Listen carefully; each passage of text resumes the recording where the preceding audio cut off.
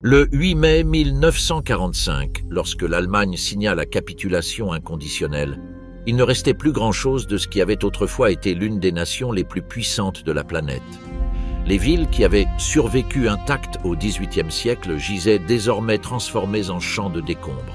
Hambourg, Dresde, Cologne, Berlin. Des noms qui autrefois évoquaient une grandeur industrielle et culturelle étaient maintenant synonymes de dévastation. On estime que les villes allemandes accumulaient ensemble plus de 400 millions de mètres cubes de débris. Cologne avait perdu 90% de son centre-ville. À Berlin, 40% des bâtiments étaient détruits ou gravement endommagés. Le problème n'était pas seulement matériel. Les réseaux qui soutenaient la vie urbaine, les systèmes d'eau potable, les lignes électriques, les voies ferrées, les ponts et les égouts avaient pratiquement tous effondré. Dans de nombreuses villes, les survivants vivaient littéralement au milieu des ruines, dans des sous-sols inondés, dans des pièces sans toit, dans des tunnels de métro qui n'avaient jamais été conçus pour servir d'habitation. La température moyenne, durant l'hiver 1945 à 1946, fut de plusieurs degrés en dessous de zéro, et se procurer du charbon devint une question de vie ou de mort. La guerre avait de plus engendré l'un des déplacements humains les plus importants de l'histoire moderne. À l'intérieur des frontières de ce qui allait devenir l'Allemagne circulaient, sans destination fixe, environ 10 millions de prisonniers libérés, de travailleurs forcés venus de toute l'Europe occupée, et plusieurs millions d'Allemands expulsés des territoires de l'Est qui étaient passés sous contrôle polonais et soviétique. Cette masse humaine sans abri, sans papier, sans emploi et fréquemment sans famille s'ajoutait aux millions de soldats qui commençaient à revenir des fronts ou des camps de prisonniers. Le pays portait aussi une dette morale sans précédent. Le Troisième Reich avait assassiné systématiquement 6 millions de Juifs, des centaines de milliers de Roms, des personnes handicapées, des prisonniers de guerre soviétiques et des opposants politiques. Cette vérité, encore fraîche et inconfortable, ne pouvait être ignorée ni dans la reconstruction matérielle ni dans la réorganisation politique. Repartir de zéro n'était pas une métaphore. C'était une nécessité littérale et urgente. L'Allemagne fut divisée en 4 zones d'occupation contrôlées par les vainqueurs. La zone soviétique à l'est, la zone américaine au sud, la zone britannique au nord-ouest et la zone française au sud-ouest. Berlin, enclavée à l'intérieur de la zone soviétique, fut elle-même divisée en 4 secteurs. Cette division, conçue initialement comme un arrangement administratif provisoire, deviendrait la ligne de front de la guerre froide et déterminerait pendant 4 décennies le destin de 2 Allemagnes complètement distinctes. Les différences entre les zones d'occupation n'étaient pas seulement politiques. Chaque puissance apportait avec elle sa propre vision de la manière dont l'Allemagne devait être reconstruite, de qui devait la gouverner, de ce qu'il fallait faire des nazis qui avaient collaboré avec le régime et du rôle que le pays devait jouer dans le nouvel ordre mondial. Les soviétiques voulaient des réparations massives et une Allemagne démilitarisée qui ne menacerait plus jamais l'URSS. Les Américains, du moins au début, voulaient eux aussi un pays affaibli, mais très vite la logique de la guerre froide poussa Washington dans une direction différente. Les Britanniques, ruinés par la guerre et avec un empire en voie de désintégration, recherchaient la stabilité. Les Français, qui avaient été humiliés par l'occupation nazie, se méfiaient profondément de toute forme de renaissance allemande. Ce qui résulta de cette convergence de volontés ne fut pas un plan coordonné, mais une série d'improvisations, de tensions et de compromis qui, avec le temps, donneraient naissance à 2 projets de nations radicalement opposés. Le Est et l'ombre de Moscou. Pour les Allemands vivant dans la zone qui allait passer sous contrôle soviétique, les premiers jours de la fin de la guerre furent une expérience de terreur sans atténuation. L'armée rouge arriva épuisée, traumatisée et furieuse après avoir subi plus de 20 millions de pertes civiles et militaires pendant la guerre. Adolf Hitler avait explicitement ordonné une guerre d'extermination raciale sur le front oriental, exemptée des conventions du droit international. Les troupes soviétiques qui avancèrent vers Berlin au printemps 1945 le firent avec cette mémoire ouverte comme une plaie. Ce qui suivit fut une vague de violence contre la population civile d'une ampleur difficile à comprendre. On estime qu'environ 2 millions de femmes allemandes furent violées par des soldats soviétiques, environ 100 000 seulement à Berlin, souvent lors d'attaques répétées et de groupes. Cette catastrophe humaine fut silencieuse pendant des décennies des deux côtés de l'Allemagne. À l'ouest, car cela offensait la sensibilité moraliste de l'après-guerre. À l'est, car cela perturbait le récit officiel qui présentait l'URSS comme le frère libérateur ayant sauvé les Allemands du joug nazi. En même temps que la violence arrivèrent les réquisitions. Les soldats soviétiques confisquaient de l'or, des montres, des vélos, des meubles et tout objet de valeur qu'ils pouvaient trouver. Mais l'expropriation la plus systématique viendrait après, organisée par l'État. Le régime de Staline avait besoin de réparations à une échelle colossale pour reconstruire une Union soviétique dévastée par la guerre. La zone allemande orientale devint une carrière de ressources. Des usines entières furent démontées et transportées par train vers l'Est. Les voies ferrées furent arrachées. Les tuyaux de plomb furent extraits des murs. Les jeux d'enfants en fer furent fondus. Entre 1945 et 1953, les Soviétiques extrairent de la future RDA des réparations d'une valeur de plus de 15 milliards de dollars. Pendant ces 8 années, environ 60% de la production industrielle de l'Est fut confisquée directement sur les lignes de montage, ce qui rendait toute planification économique un exercice de futilité. Le cas de l'uranium illustre cette dynamique avec une crudité particulière. Dans les montagnes de Thuringe et de Saxe, il existait des gisements d'uranium dont l'URSS avait un besoin urgent pour son programme nucléaire. L'entreprise Wismut fut créée pour exploiter ces gisements avec de la main-d'œuvre allemande sous contrôle soviétique. Les travailleurs étaient recrutés de force ou sous contrainte, travaillaient sans protection contre les radiations et recevaient des rations alimentaires légèrement meilleures que le reste de la population en échange d'une santé qui se détériorait silencieusement. Wismut finirait par faire de la future RDA le 4e producteur mondial d'uranium. Le coût écologique et humain incomba aux Allemands, les gains stratégiques aux Soviétiques. L'appareil politique de la zone soviétique fut conçu dès le départ avec une ambiguïté calculée.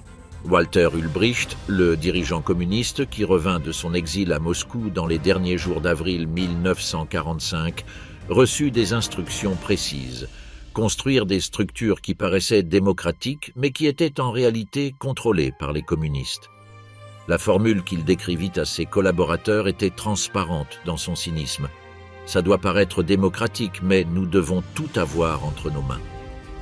Les partis politiques furent autorisés, mais dans des conditions conçues pour rendre inévitable l'hégémonie communiste. En 1946, la fusion forcée du Parti social-démocrate avec le Parti communiste créa le Parti socialiste unifié, le SED, qui deviendrait le parti unique de facto de la RDA. Les social-démocrates qui s'opposèrent furent menacés, arrêtés ou expulsés. À Berlin-Ouest, où la fusion ne put être imposée, 80% des membres du SPD votèrent contre lorsqu'on leur donna la possibilité de le faire librement. Le caractère forcé de cette fusion fut implicitement reconnu des décennies plus tard lorsque, dans les jours qui suivirent la chute du mur, le SED changea son nom en Parti du socialisme démocratique pour tenter de se détacher de son origine coercitive. Le 7 octobre 1949, tandis qu'à l'ouest, la République fédérale d'Allemagne était née 4 mois plus tôt, la République démocratique allemande fut proclamée officiellement. Le nom contenait une contradiction insoluble. Ce n'était ni une république au sens conventionnel du terme, ni démocratique, ni représentait toute l'Allemagne. C'était en revanche l'expérience la plus ambitieuse de socialisme d'État jamais tentée sur le sol allemand. L'économie fut remodelée depuis ses bases. La réforme agraire de 1945 et 1946 expropria sans indemnité les grands propriétaires terriens et distribua la terre entre les paysans pauvres et les travailleurs sans terre. Cette redistribution avait initialement une certaine légitimité populaire. Les Junkers prussiens, les grands propriétaires terriens de l'Est, avaient historiquement été une classe conservatrice et autoritaire associée à la fois au militarisme impérial et au soutien au nazisme. Les dépouillés de leurs terres ne rencontrèrent pas de résistance significative parmi les paysans pauvres qui en furent les bénéficiaires. Mais cette redistribution ne fut que la première étape vers quelque chose que personne n'avait demandé. À partir de 1952, l'État poussa vers la collectivisation forcée de l'agriculture, créant les coopératives de production agricole selon le modèle soviétique des kolkhozes.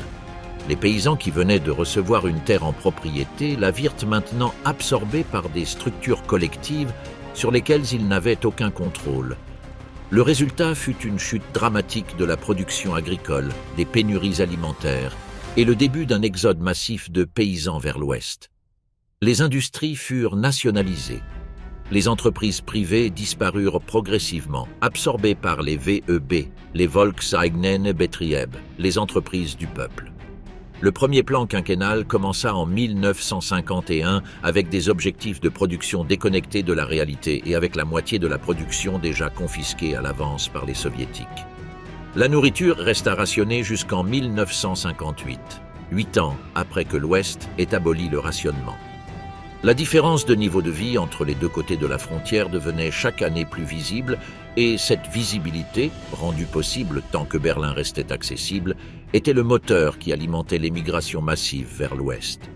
Il y a quelque chose de perturbant et de fascinant en même temps dans la manière dont la RDA choisit de reconstruire ses villes. Tandis qu'à l'Ouest, la reconstruction fut pragmatique, fonctionnelle et marquée par le modernisme d'après-guerre, l'Est paria, lors de sa première phase, sur une architecture monumentale mêlant le réalisme socialiste soviétique et des références à la tradition classique allemande. La Stalinallee à Berlin-Est, construite entre 1952 et 1960, est l'exemple le plus étudié. Il s'agissait d'une avenue de 90 mètres de large flanquée de blocs d'habitation de 7 à 9 étages, ornés de colonnes, de frises et d'éléments décoratifs de claire inspiration historiciste. L'objectif était double, démontrer que le socialisme pouvait construire une ville meilleure et offrir aux travailleurs un environnement qui, selon la rhétorique officielle, reflétait leur dignité. Les premières unités furent livrées en janvier 1953, l'année même où le mécontentement des travailleurs éclata dans une révolte que l'armée soviétique écrasa avec des tanks en juin. La révolte du 17 juin 1953 révéla la fissure profonde entre l'État et sa propre classe ouvrière. Les ouvriers du bâtiment qui élevaient cette même avenue destinée à les glorifier furent parmi les premiers à descendre dans la rue pour protester contre l'augmentation des quotas de production sans augmentation salariale. L'étincelle immédiate fut la décision du gouvernement d'augmenter les normes de travail de 10%, ce qui signifiait que les ouvriers devaient produire davantage pour le même salaire. Les grèves s'étendirent de Berlin à plus de 400 villes et municipalités à travers la RDA. Lorsque les tanks soviétiques rétablirent l'ordre, au moins 55 personnes étaient mortes et des centaines furent arrêtées. La direction du SED, terrifiée, réduisit les normes de travail et augmenta l'offre de biens de consommation, reconnaissant implicitement qu'elle avait franchi la ligne. Mais la leçon la plus profonde de la révolte de 1953 ne fut pas celle que le régime en tira. Ce qu'elle révéla de manière incontestable, c'est que le socialisme d'État en RDA ne reposait pas sur le consentement populaire, mais sur la présence de l'armée soviétique. Cette dépendance ne disparut jamais et constitua la vulnérabilité existentielle du système durant toute son existence. Lorsque 4 décennies plus tard, Moscou retira cette garantie tacite, l'édifice ne tarda pas à s'effondrer. Au début des années 1960, la RDA faisait face à une crise existentielle. Depuis la fin de la guerre, plus de 3 millions de personnes avaient quitté l'Est pour l'Ouest à travers Berlin, qui restait ouvert. Partaient les médecins, les ingénieurs, les enseignants, les professionnels qualifiés dont le régime avait désespérément besoin pour soutenir son économie. En 1961, l'hémorragie atteignait 1000 personnes par jour. C'était un référendum silencieux et massif contre le socialisme d'État. Dans la nuit du 13 août 1961, le régime d'Ulbricht ferma la frontière avec Berlin-Ouest. Dans un premier temps avec des fils barbelés et des véhicules militaires, puis avec du béton, le mur de Berlin transforma la RDA en la plus grande prison du monde. Mesurant exactement 156 km, incluant un champ de tir avec des mines antipersonnelles et des chiens de garde, et coûtant la vie à au moins 140 personnes qui tentèrent de le franchir. Voici les données froides du mur. Ce que ces chiffres ne capturent pas, c'est l'effet psychologique de dresser une barrière physique pour empêcher ta propre population de t'abandonner. Paradoxalement, le mur fonctionna. En arrêtant la fuite des cerveaux, il stabilisa l'économie de la RDA suffisamment pour que le régime puisse construire quelque chose de semblable à un niveau de vie cohérent. Pendant les années 1960 et surtout dans les années 70, sous la direction d'Erich Honecker, la RDA atteignit les niveaux de vie les plus élevés du bloc communiste. Les exportations industrielles arrivaient en Grande-Bretagne et aux États-Unis. Il y avait le plein emploi garanti, une éducation gratuite, des crèches universelles, des soins de santé accessibles et un accès au sport et à la culture à prix subventionné. C'était un niveau de vie précaire comparé à l'Ouest, mais il était réel et identifiable pour ceux qui le vivaient. Le problème fut que ce modèle était complètement dépendant des subventions soviétiques en pétrole et en gaz. Lorsque Moscou commença à réduire ses subventions dans la seconde moitié des années 1970, l'économie de la RDA entra dans une spirale d'endettement. Pour maintenir les standards de consommation, le gouvernement de Honecker demanda des prêts sur le marché occidental. Pour rembourser ces prêts, il intensifia l'exportation de produits que ses propres citoyens avaient besoin. Le système de planification centralisé, qui n'avait jamais été efficace, devint directement insoutenable. Dans les années 1980, la RDA était techniquement insolvable, bien que ce secret fût jalousement gardé jusqu'à la fin. L'Ouest est le miracle, qui n'était pas un miracle. À l'Ouest, la reconstruction a littéralement commencé à main nue. Avant de penser à l'architecture ou à l'économie, il fallait déplacer des centaines de millions de tonnes de débris. Cette tâche monumentale a été en grande partie assumée par des femmes, la plupart des hommes en âge de travailler étant morts, blessés, prisonniers ou simplement disparus.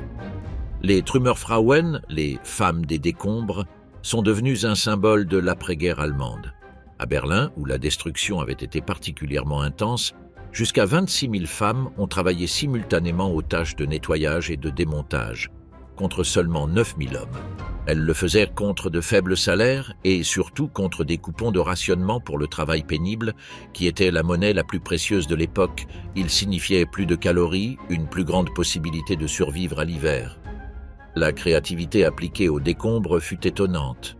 Francfort-sur-le-Main, la ville qui allait devenir la capitale financière du miracle économique allemand, se distingua dès le début par une approche étonnamment scientifique. Tandis que d'autres villes ordonnaient à leurs habitants de nettoyer à la pelle, le gouvernement de Francfort attendit et expérimenta.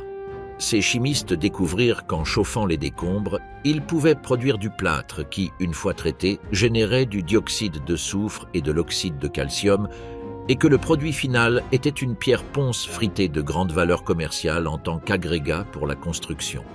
Avec l'entreprise Philipp Holzmann, la ville fonda la société d'utilisation des décombres, transformant le problème immédiat de l'après-guerre en base de sa première industrie.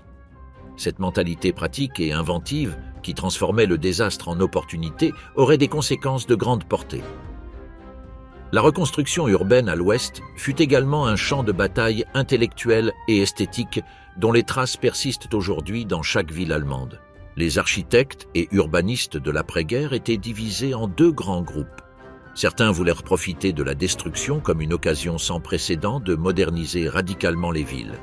Agrandir les artères de circulation, construire des quartiers fonctionnels avec lumière et ventilation, ce que les centres historiques denses du XIXe siècle n'avaient jamais eu, et se débarrasser de ce qu'ils appelaient l'héritage fatal du XIXe siècle.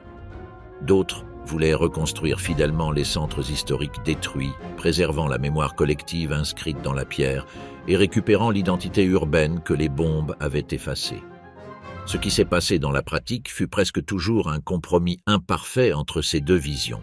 Cologne reconstruisit sa cathédrale avec minutie et restaura les quartiers environnants avec un mélange de fidélité historique et de simplification fonctionnelle. Münster opta pour reconstruire presque exactement son centre médiéval détruit avec une fidélité si rigoureuse que de nos jours, les touristes soupçonnent rarement que la majeure partie de ce qu'ils voient a été érigé dans les années 50. Hambourg, en revanche, choisit une modernisation radicale de son réseau routier, transformant ainsi à jamais la structure de la ville. Dresde, qui se trouvait dans la zone soviétique, vit son centre historique rester en ruine pendant des décennies, en partie à cause du manque de ressources et en partie parce que les ruines de l'église Frauenkirche servaient de monument antifasciste pratique pour le régime.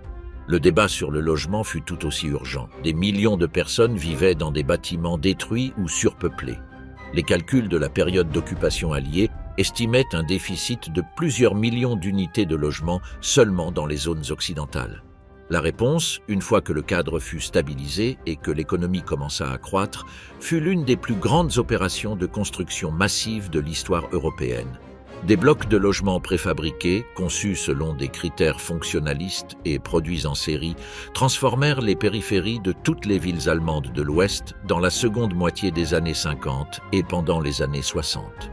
Ces blocs, qui sont aujourd'hui considérés comme un patrimoine architectural de l'après-guerre dans certains cas et comme des erreurs urbanistiques dans d'autres, résolurent le problème quantitatif du logement à un coût esthétique qui fait encore débat. Avant que le capitalisme régulé de la République fédérale n'existe, il y avait le marché noir. Et le marché noir fut, d'une certaine manière, l'école où les Allemands de l'Ouest réapprirent les règles de base de l'échange économique.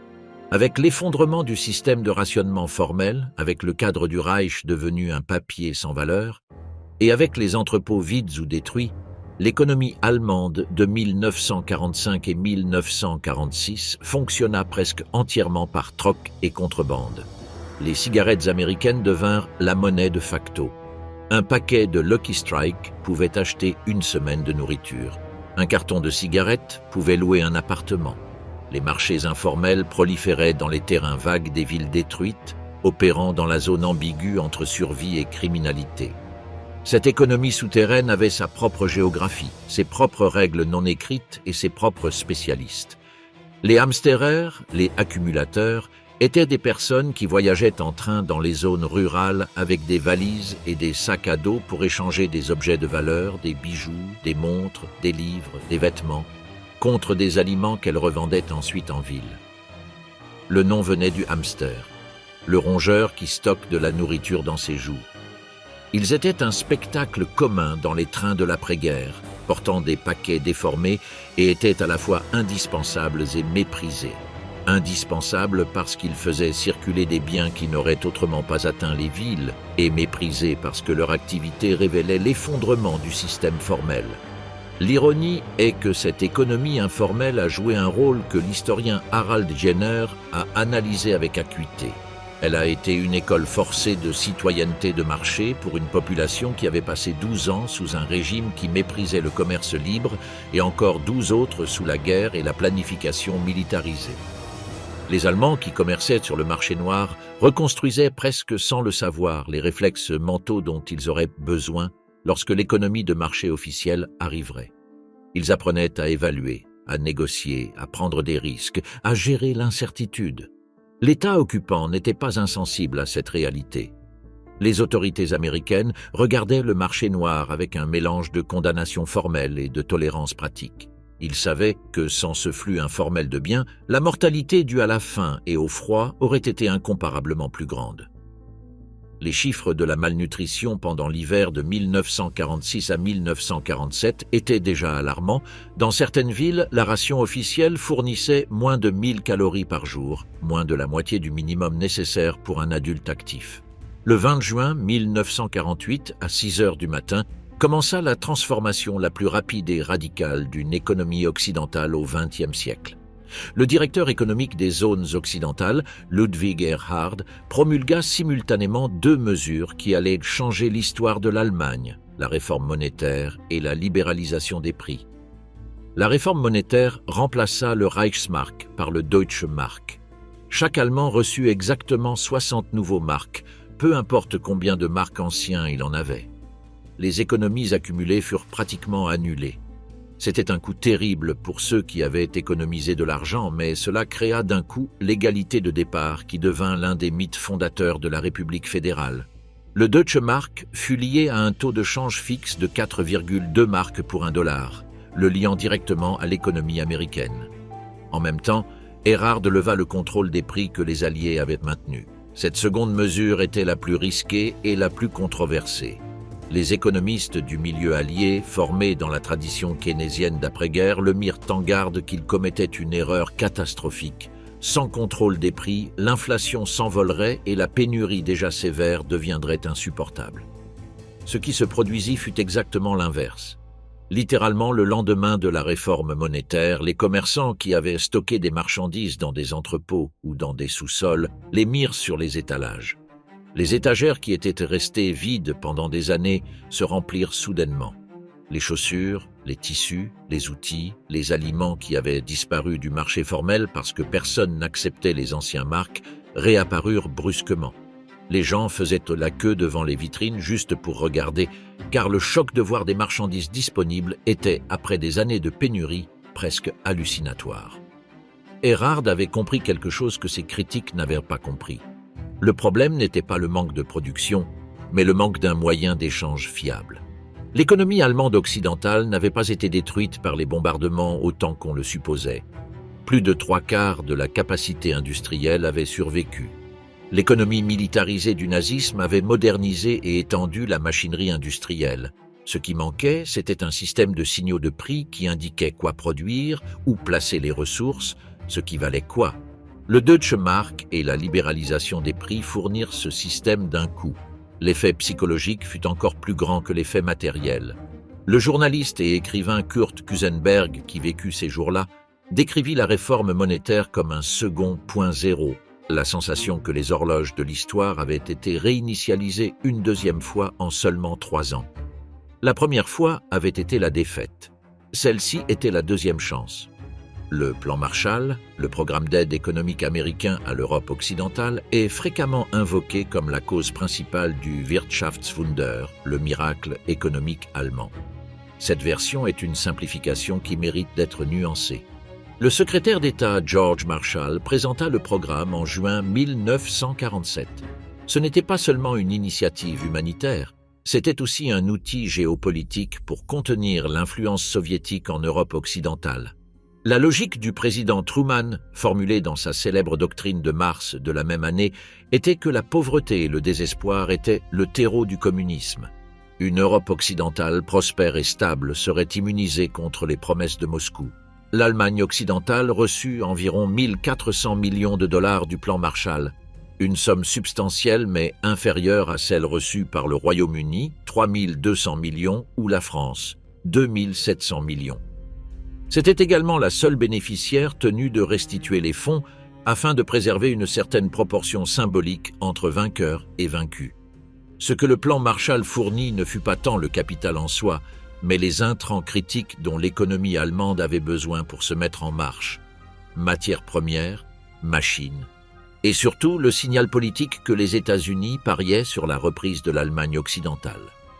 L'infrastructure institutionnelle fut également importante. Le plan Marshall a créé l'Organisation européenne de coopération économique, précurseur direct de l'actuelle OCDE, qui a intégré l'Allemagne de l'Ouest dans les réseaux commerciaux européens seulement 2 ans après la fin de la guerre.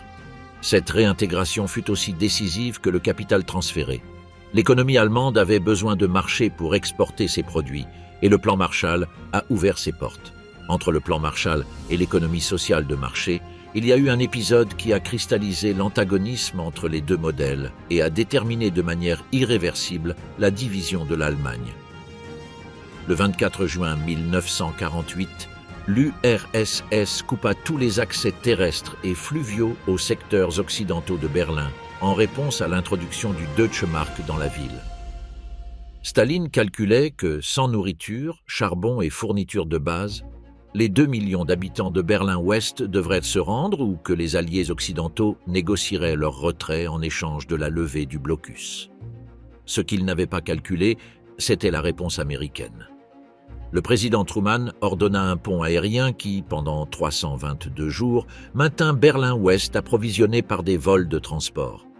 À son apogée, un avion de charge atterrissait toutes les 90 secondes à l'aéroport de Tempelhof. Les Berlinois de l'Ouest reçurent leur charbon, leur farine et leurs pommes de terre par voie aérienne, tandis que l'URSS attendait que la logique de l'épuisement s'impose. Elle ne s'imposa pas.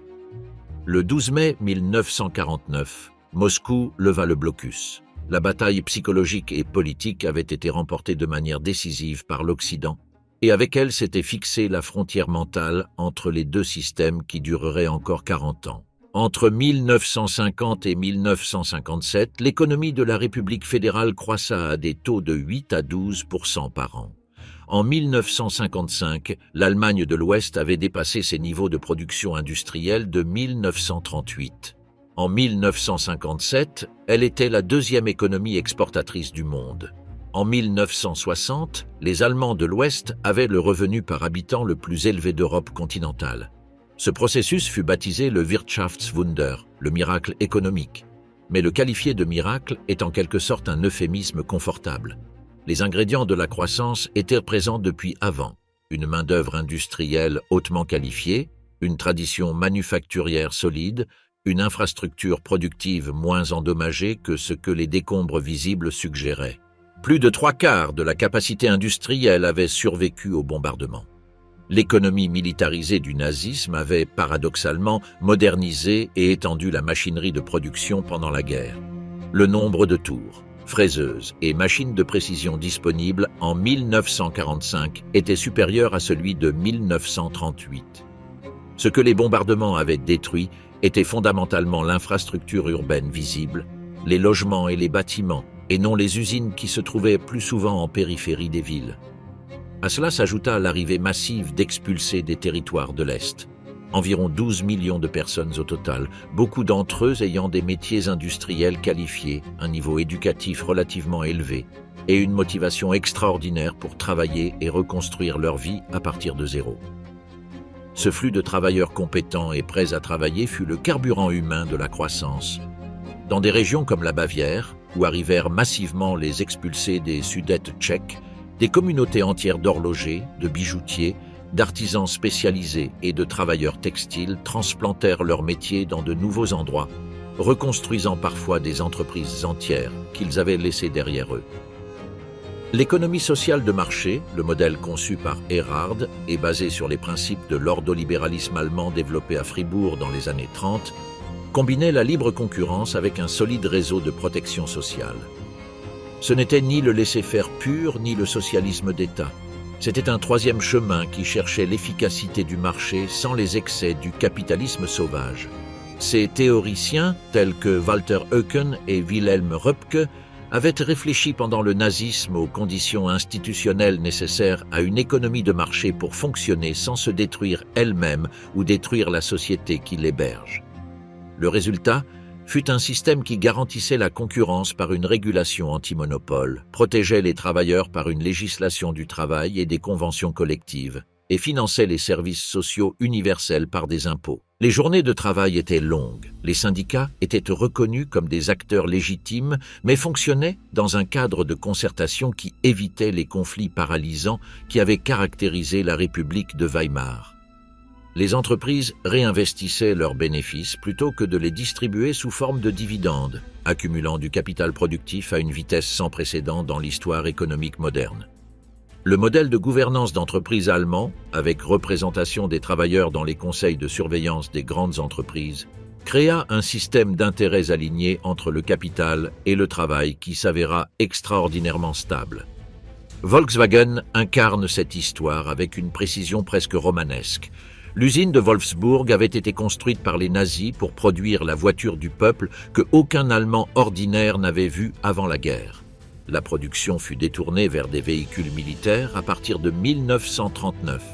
En 1945, l'usine était partiellement détruite et entourée d'un campement improvisé que Der Spiegel décrivit en 1950 comme une plantation humaine et une Gomorrhe de la Seconde République. Des milliers de travailleurs déplacés vivaient dans des baraques sans service de base adéquat. Les occupants britanniques, qui avaient l'usine sous leur contrôle, proposèrent de la transférer à des fabricants privés, mais aucun entrepreneur britannique ne voulut s'en occuper, convaincu qu'une voiture laide, petite et à la mécanique obsolète n'aurait pas de futur commercial. Cédée à l'administration allemande, l'usine commença lentement à se redresser. En 1955, Volkswagen livra son millionième coccinelle. En 1960, c'était le symbole le plus reconnaissable de la nouvelle Allemagne prospère et pacifique qui se projetait au monde. Allemagne divisée, Allemagne surveillée. La RDA a créé le dispositif de surveillance interne le plus dense qu'un État ait jamais construit en temps de paix. Le ministère de la Sécurité de l'État, universellement connu sous le nom de Stasi, comptait environ 91 000 employés à temps plein et, selon les estimations les plus conservatrices, entre 170 000 et 200 000 informateurs réguliers.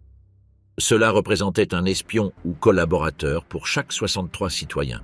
En comparaison, la Gestapo nazie, souvent citée comme le paradigme de la terreur policière, avait un agent pour chaque 2000 habitants. Ce qui rend ce chiffre encore plus inquiétant, c'est la structure du recrutement. Les informateurs n'étaient pas principalement des agents professionnels, mais des personnes ordinaires intégrées dans la vie quotidienne. Voisins, collègues, étudiants, conjoints, et dans des cas documentés, des parents qui informaient sur leurs propres enfants. Le recrutement se faisait par une combinaison de coercition douce, de chantage et, dans de nombreux cas, de convictions idéologiques sincères. La Stasi a conservé des dossiers sur plus de 6 millions de citoyens de la RDA, soit pratiquement un tiers de la population adulte. Si ces dossiers étaient étendus en ligne droite, ils couvriraient 180 km.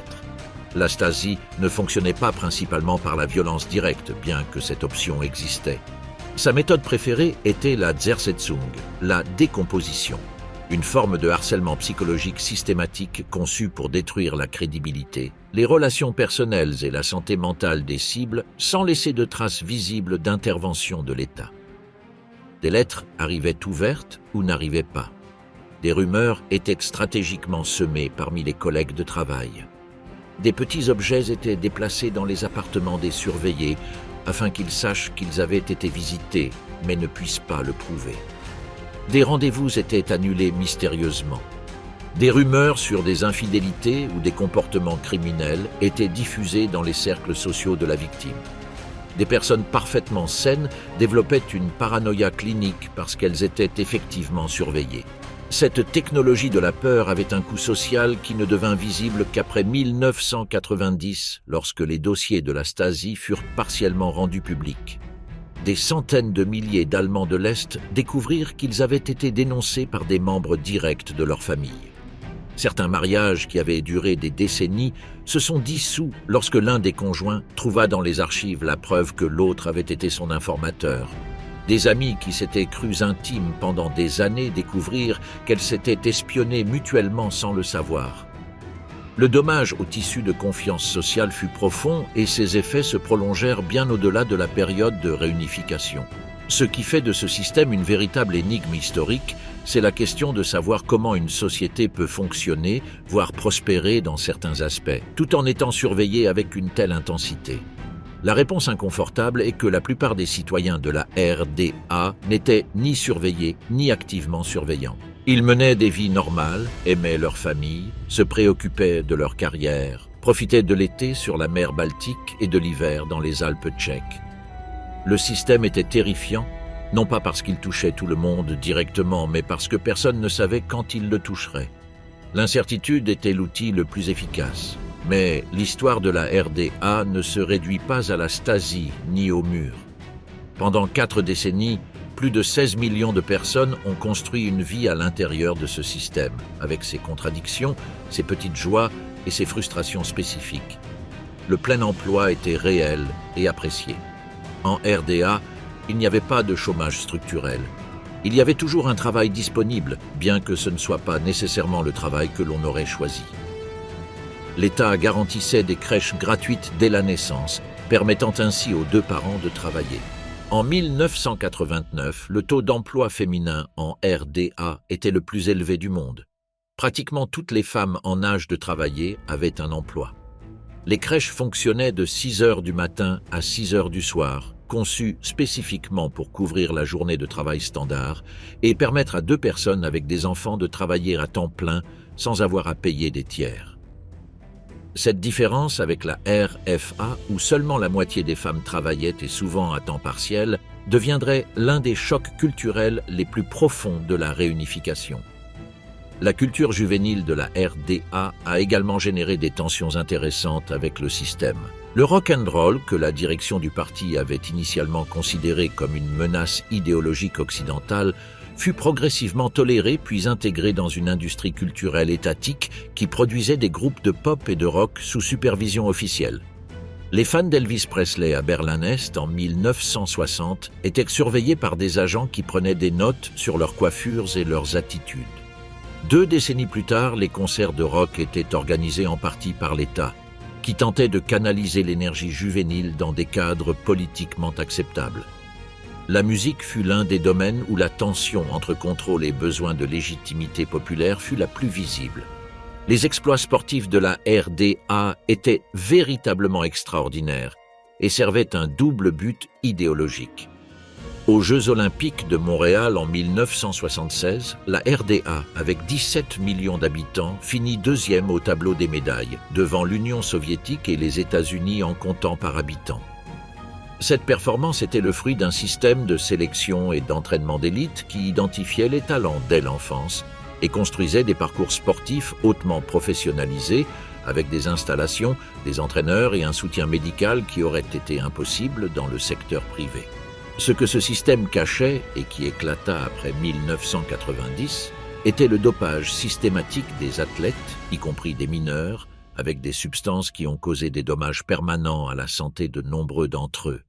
Les nageuses de l'équipe féminine, qui ont remporté presque toutes les médailles d'or disponibles aux Jeux de Montréal, ont souffert dans les décennies suivantes de taux anormalement élevés de cancer et d'autres maladies chroniques. L'économie de consommation de la RDA avait une logique propre et particulière. Les prix des biens de base, tels que le pain, le loyer, les transports publics, l'énergie, étaient fortement subventionnés et maintenus artificiellement bas pendant des décennies. Une famille pouvait payer l'équivalent de quelques centimes de Deutsche Mark pour un kilo de pain. Le loyer consommait une fraction minime du salaire, ce qui était impensable dans le marché occidental. Cette politique de prix subventionnés créait un réel sentiment de sécurité matérielle, bien qu'au prix d'une rigidité productive qui empêchait tout ajustement aux signaux du marché. Les biens de consommation discrétionnaire, comme les appareils électroménagers, les voitures, les vêtements à la mode, étaient rares et devaient fréquemment être attendus pendant des années. La Trabant, la voiture la plus emblématique de la RDA, construite avec une carrosserie en duroplast, un plastique à base de fibres de laine pressée avec de la résine phénolique, était une rareté technologique que le monde occidental aurait rejetée dans les années 1950. Cependant, elle avait parfois une liste d'attente de 10 ans pour la recevoir, et lorsque le mur est tombé, des milliers de citoyens de la RDA l'ont littéralement abandonnée dans les rues de Budapest et Prague, préférant franchir la frontière à pied plutôt que de continuer à attendre dans leur file d'attente. Ce décalage entre les besoins de base satisfaits et les désirs de consommation insatisfaits était l'une des sources permanentes de malaise et, finalement, de fuite vers l'Ouest. Cependant, la crise finale de la RDA a été précipitée par des facteurs externes mais amplifiée par une paralysie interne que le régime a été incapable de reconnaître jusqu'à ce qu'il soit trop tard. Lorsque Mikhaïl Gorbatchev est arrivé au pouvoir en URSS en 1985 et a commencé à articuler les politiques de glasnost et perestroïka, il a envoyé un message clair au régime satellite du bloc soviétique. Moscou ne garantirait plus leur survie par une intervention militaire. Pour la direction de la RDA, dirigée par un Erich Honecker de 77 ans et en mauvaise santé, ce message a été ignoré ou nié. Lorsque les pays voisins, la Hongrie, la Pologne, la Tchécoslovaquie, ont commencé à ouvrir leur système, la RDA s'est refermée sur elle-même. L'été 1989 a été le tournant. La Hongrie a ouvert sa frontière avec l'Autriche en mai, créant pour la première fois depuis la construction du mur un trou dans le rideau de fer. Des dizaines de milliers de citoyens de la RDA qui passaient leurs vacances en Hongrie ou en Tchécoslovaquie ont simplement continué à marcher vers l'ouest.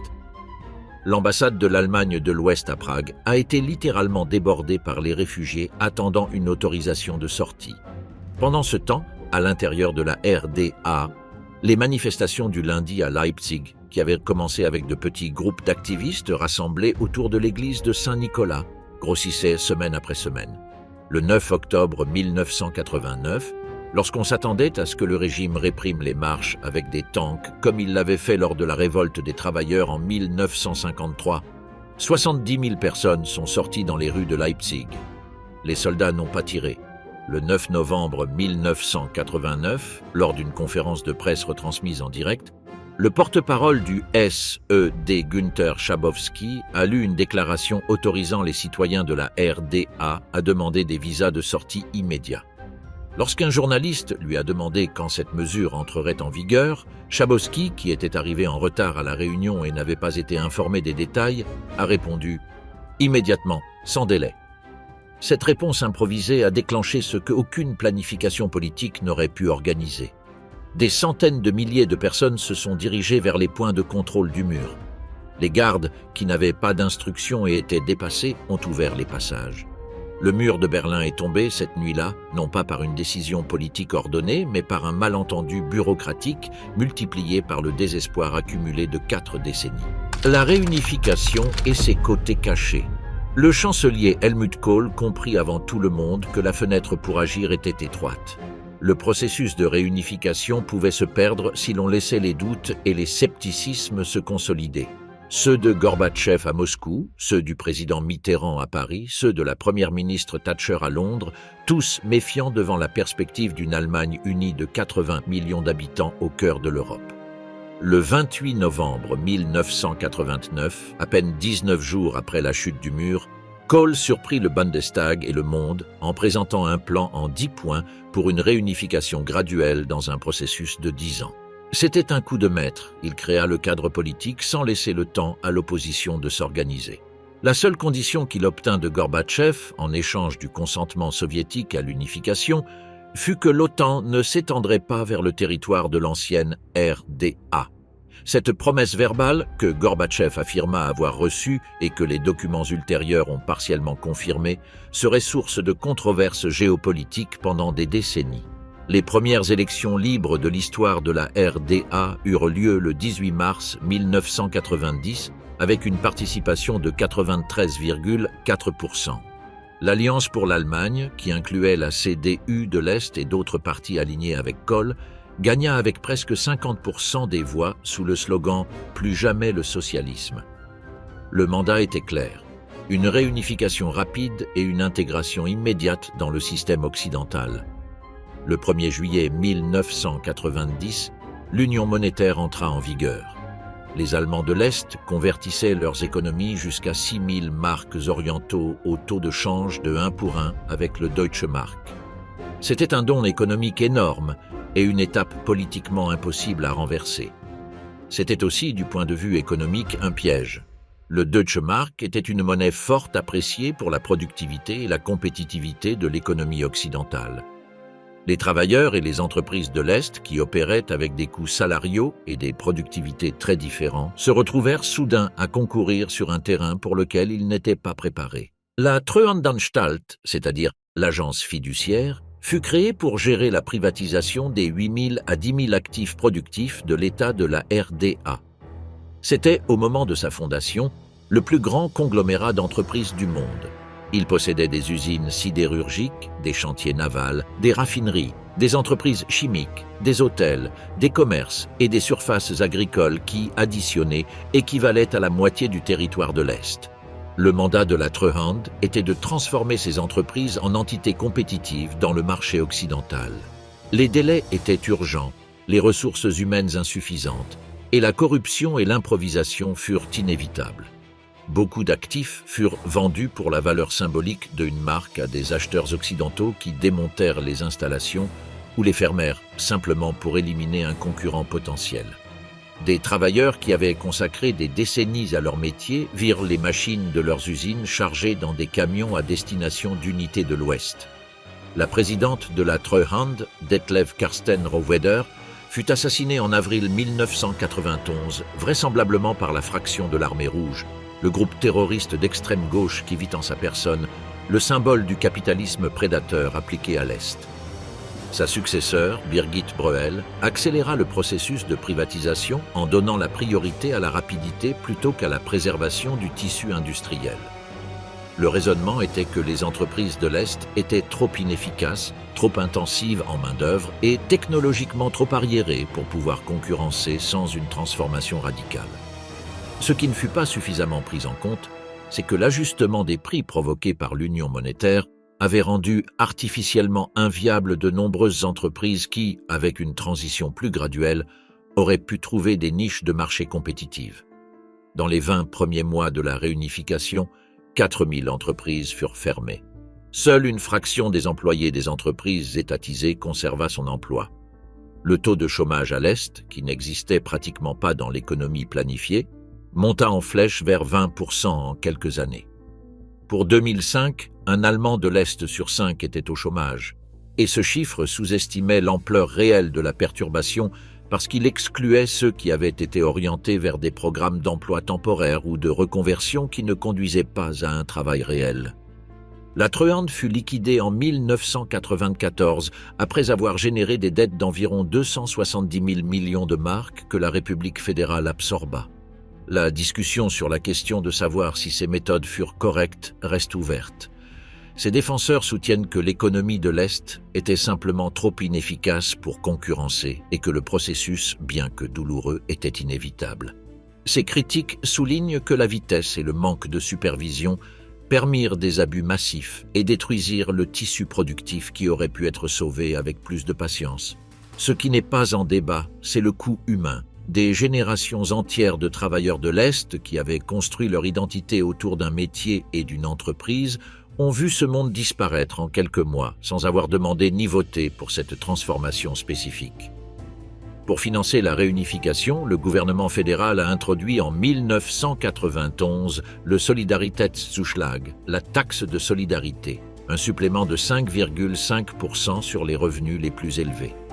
Cette taxe, conçue comme temporaire, est restée en vigueur dans sa forme originale pendant près de 30 ans, jusqu'à son élimination partielle en 2021. Pendant cette période, elle a transféré vers les États de l'Est plus d'1,5 trillion d'euros en infrastructures, services publics, subventions et programmes sociaux. Les résultats de ce transfert massif sont visibles et mesurables. Les autoroutes de l'Est sont aujourd'hui plus modernes que celles de l'Ouest. Les hôpitaux ont été entièrement rénovés. Les réseaux de télécommunications ont été reconstruits depuis zéro, ce qui a paradoxalement placé l'Est dans une situation de supériorité technologique dans les années 90, lorsque l'Ouest fonctionnait encore avec des infrastructures analogiques obsolètes. Des villes comme Dresde, Leipzig ou Erfurt ont des centres historiques restaurés qui rivalisent avec n'importe quelle ville de l'Europe occidentale, et dans certains cas, surpassent leurs équivalents occidentaux dont la reconstruction d'après-guerre avait privilégié la fonctionnalité sur l'esthétique. Leipzig est peut-être l'exemple le plus frappant de cette transformation tardive. Au début des années 90, la ville comptait des dizaines de milliers de logements vacants, une industrie chimique dévastée et un taux de chômage qui doublait la moyenne nationale. 30 ans plus tard, Leipzig est l'une des villes à la croissance la plus rapide d'Allemagne, avec une scène culturelle vibrante, des prix de l'immobilier qui attirent les jeunes de tout le pays et une industrie automobile revitalisée autour des usines de BMW et Porsche. Cependant, ce succès est l'exception et non la norme. Les villes moyennes et petites de l'Est racontent une histoire différente. Magdebourg, Halle, Schwerin, Rostock, toutes ces villes ont aujourd'hui beaucoup moins d'habitants qu'en 1990. L'écart de productivité entre l'Est et l'Ouest s'est considérablement réduit depuis la réunification, mais à un rythme qui suggère que la convergence complète pourrait ne jamais arriver ou prendre des décennies de plus que ce que les optimistes de 1990 avaient prévu. Les salaires moyens dans l'Est restent 15% plus bas qu'à l'Ouest. Les retraités de l'Est reçoivent des pensions inférieures. Les sièges des grandes entreprises allemandes sont presque exclusivement situés à l'Ouest. Le flux migratoire, qui dans les années 90 a vu partir 2 millions de personnes de l'Est vers l'Ouest, a laissé derrière lui une population plus vieillissante et des régions dont la démographie rend difficile le maintien des services de base. Le phénomène connu sous le nom de ostalgie, la nostalgie de l'Est, a souvent été mal interprété à l'Ouest comme un symptôme d'irrationalité ou de régression politique. Les recherches historiques suggèrent une lecture plus nuancée.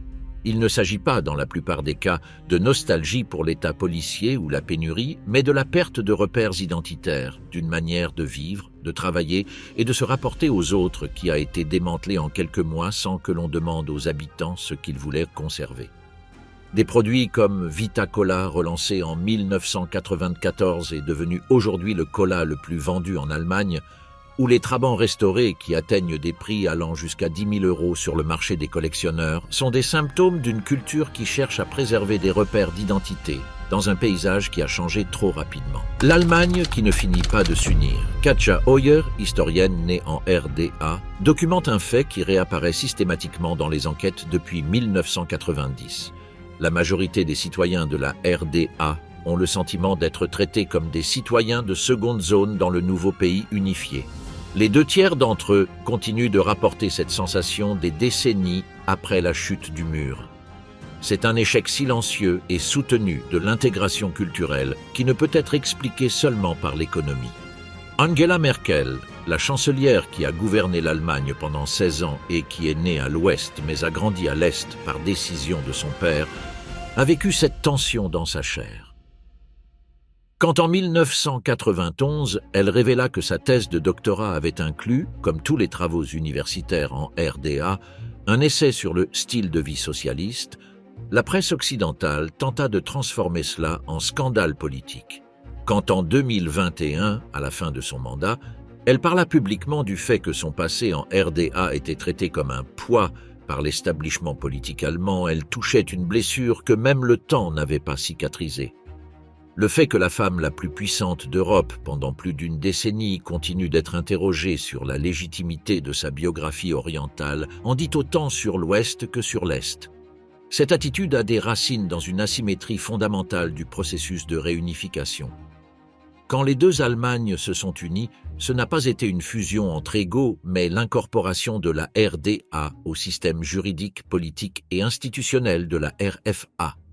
Les fonctionnaires de l'Est ont dû apprendre les lois de l'Ouest. Les juges de l'Est, les enseignants de l'Est, les médecins de l'Est ont été soumis à des processus d'évaluation et d'habilitation qui déterminaient s'ils pouvaient continuer à exercer leur profession dans le nouveau cadre. Ceux de l'Ouest, non. Cette asymétrie, objectivement nécessaire du point de vue pratique, a laissé chez de nombreux orientaux une sensation durable que leur vie avant 1990 avait été déclarée invalide. Ce phénomène a des conséquences électorales concrètes. Aux élections de 2021, presque un quart des électeurs de l'Est ont choisi le parti d'extrême droite Alternative pour l'Allemagne et un autre 7% ont voté pour le parti de gauche Die Linke, le successeur du SED.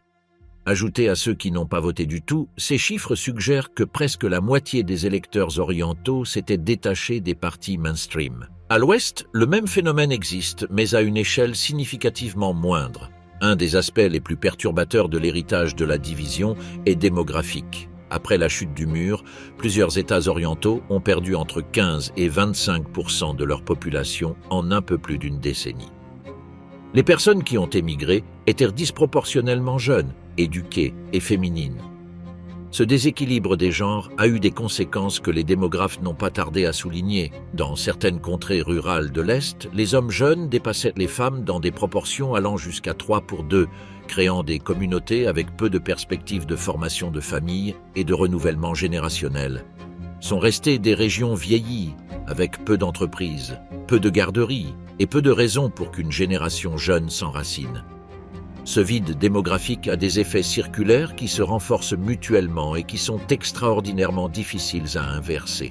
Moins de population signifie moins de demandes de services, ce qui signifie moins d'investissements publics et privés, ce qui signifie moins d'emplois, ce qui provoque plus d'émigration.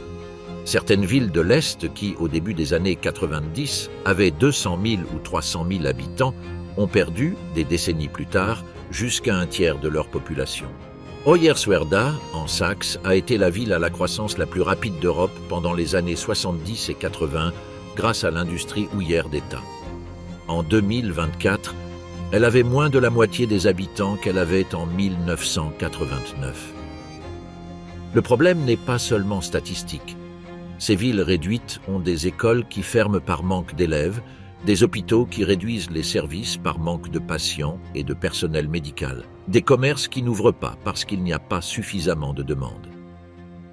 La réunification de l'Allemagne n'est pas, de cette perspective, un processus achevé. C'est un processus en cours, avec des avancées réelles dans l'infrastructure et dans l'intégration économique partielle, mais aussi avec des fissures persistantes dans l'identité, dans la distribution du pouvoir politique et économique, et dans la mémoire collective.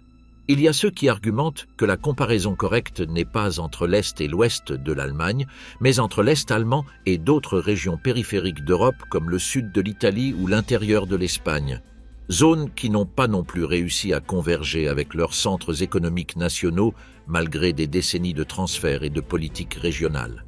Sous cette optique, La divergence persistante de l'Est ne serait pas un échec spécifique de la réunification, mais l'expression d'une loi plus générale.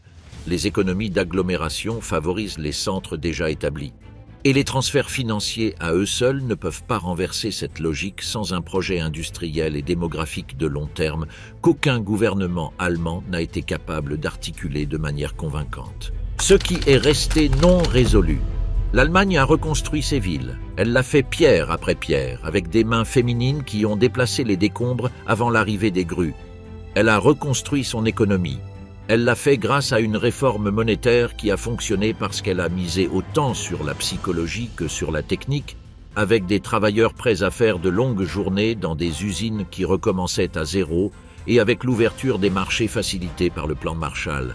Elle a aussi reconstruit un système politique, la loi fondamentale de 1949, qui intégrait délibérément les freins institutionnels que la République de Weimar n'avait pas eus.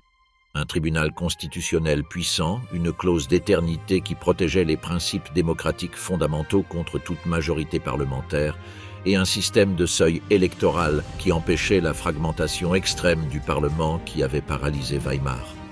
L'Ouest a également construit une nouvelle identité, négative dans sa formulation mais solide dans ses conséquences, plus jamais.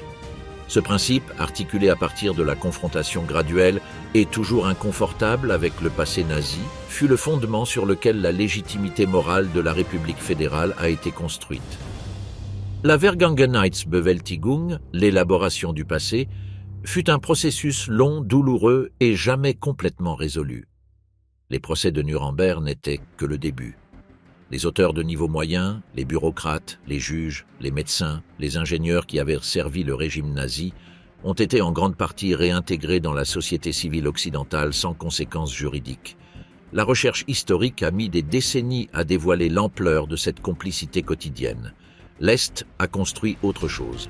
Une expérience de socialisme réel qui a échoué pour des raisons structurelles, mais qui a aussi produit des formes de vie, de solidarité et d'identité que ses habitants n'avaient pas demandé qu'on leur retire brutalement. La RDA avait ses propres contradictions avec son passé nazi, tout aussi grave, mais d'un signe différent. Le régime présentait l'Allemagne de l'Est comme l'État des antifascistes, libéré du nazisme par l'URSS. Cette narration permettait aux citoyens de la RDA de s'identifier comme victimes du nazisme et non comme héritiers de ses auteurs, ce qui a créé une culture de mémoire radicalement différente de celle de l'Ouest et qui explique en partie certaines des asymétries dans la façon dont les deux sociétés ont traité le XXe siècle. La question de savoir comment l'Allemagne a réussi à se remettre après la guerre a des réponses différentes selon qu'il s'agit de l'Allemagne de l'Ouest ou de l'Est et selon la période mesurée. À l'Ouest, la réponse implique la réforme monétaire de 1948, l'économie sociale de marché, le plan Marshall, l'intégration européenne et le travail exceptionnel d'une génération prête à construire quelque chose de différent sur les ruines. À l'Est, la récupération a été réelle mais incomplète, soutenue pendant des décennies par des subventions soviétiques masquant une vulnérabilité fondamentale, puis brusquement interrompue par la réunification, qui a aussi été une forme de reddition. Ce que aucune des deux narrations ne capture totalement, c'est l'expérience humaine traversée par les deux. Les Allemands, qui ont vécu l'après-guerre, tant à l'Est qu'à l'Ouest, ont dû apprendre à vivre avec une accumulation de silence. Le silence sur la guerre des hommes revenus détruits et qui ne pouvaient ni voulaient parler de ce qu'ils avaient fait ou vu. Le silence sur le viol des femmes de l'Est, trop honteux et trop gênant pour le récit de la libération soviétique. Le silence sur la participation des gens ordinaires au régime nazi qui, pendant des décennies, a été présenté comme une affaire de quelques monstres et non de millions de complices volontaires et involontaires. Harald Jenner, dans son étude des 10 premières années de l'après-guerre, observe que ce qui est le plus surprenant, ce n'est pas que l'Allemagne se soit remise, mais qu'elle l'ait fait en étant si peu consciente de ce qu'elle faisait. Les Allemands de 1945 à 1955 n'avaient pas de plan de reconstruction psychologique. Ils se jetaient frénétiquement dans la danse, faisaient l'amour entre les ruines, volaient ce dont ils avaient besoin pour survivre, négociaient sur le marché noir avec une énergie qui étonnait les observateurs étrangers et parlaient très rarement des morts ou de qui les avait tués et pourquoi. Ce qui reste non résolu, c'est la question du prix payé. pas le prix économique, qui peut être quantifié, mais le prix des identités fragmentées, des mémoires jetées, des vies réorganisées de force. La carte électorale de l'Allemagne en 2024 montre encore, avec la netteté d'une frontière, la cicatrice invisible d'une division qui a duré 41 ans. Les villes de l'Est croissent plus lentement. Les salaires de l'Est sont toujours plus bas. La représentation des citoyens nés ou élevés à l'Est dans les élites politiques, économiques et culturelles du pays reste de manière disproportionnée faible, 3 décennies après la réunification. Et la méfiance envers les institutions de l'Ouest, celles qui sont arrivées en 1990 avec la conviction qu'elles apportaient la solution correcte, reste significativement plus grande qu'à l'Ouest. L'Allemagne s'est remise. 2 fois de 2 manières complètement différentes, avec 2 modèles qui n'auraient pas pu être plus opposés l'un à l'autre. La question de savoir si ces 2 récupérations ont finalement pu fusionner en une seule histoire partagée attend toujours sa réponse définitive.